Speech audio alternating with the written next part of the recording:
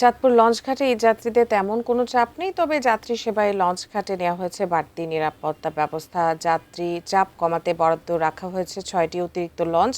চাঁদপুর লঞ্চঘাট থেকে এ বিষয়ে বিস্তারিত জানতে সরাসরি এবারে যুক্ত হচ্ছে প্রতিনিধি বিল্লাল ঢালির সাথে। বিল্লাল ঢালি, এবার ঈদে সদরঘাটের চাপ কমাতে বছিলা এবং পূর্বাচল থেকে একটা বিশেষ ব্যবস্থার কথাও শুনেছিলাম, সেটি বিষয়ে একটু জানতে চাচ্ছি এবং চাপ কমাতে আর কি কি ব্যবস্থা নেওয়া আছে একটু জানাবেন।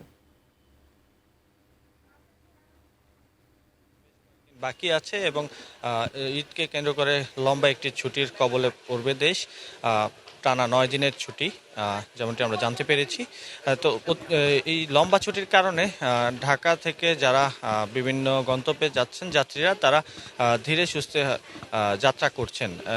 আমি চাঁদপুর যেটি জানতে পেরেছি, চাঁদপুরে নিয়মিত ছোট বড় মিলিয়ে ঢাকা, নারায়ণগঞ্জ, মুন্সিগঞ্জ রুটে 30টির মতো লঞ্চ চলাচল করে।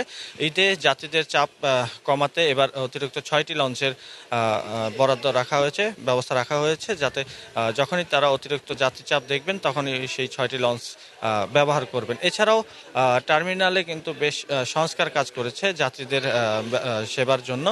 ইতিমধ্যেই খনন কাজ সম্পন্ন করেছে নদীর নাব্যতা দূরীকরণে।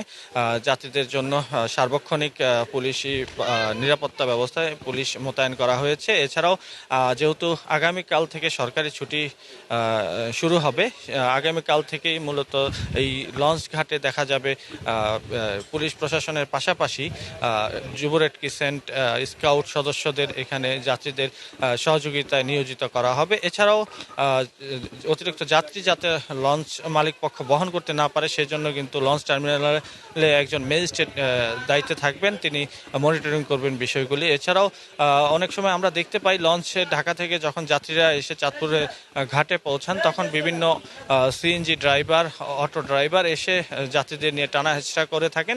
সেই বিষয়টিকেও আইন শৃঙ্খলা বাহিনীকে বিশেষ নজর রাখার জন্য নির্দেশ দেওয়া হয়েছে, যাতে টার্মিনালের মধ্যে কোনো চালক প্রবেশ করতে না পারে, সেই বিষয়টিও কিন্তু মনিটরিং করা হচ্ছে এখান থেকে। তো লঞ্চ মালিক পক্ষ ধারণা করছেন যে আগামীকাল যেহেতু সরকারি ছুটি শুরু হবে, তারপরে হয়তো ধীরে ধীরে যাত্রীদের চাপ বাড়তে শুরু করবে। এছাড়াও আরেকটি বিষয় জানিয়ে রাখি, আজ কিন্তু আবহাওয়া সংকেত চলছে, 2 নম্বর সতর্কী সংকেত। এখান থেকে বিআইটিইউ WTA কর্তৃপক্ষ তাদেরকে নির্দেশ দিচ্ছে সতর্কভাবে চলাচলের জন্য। উজমা।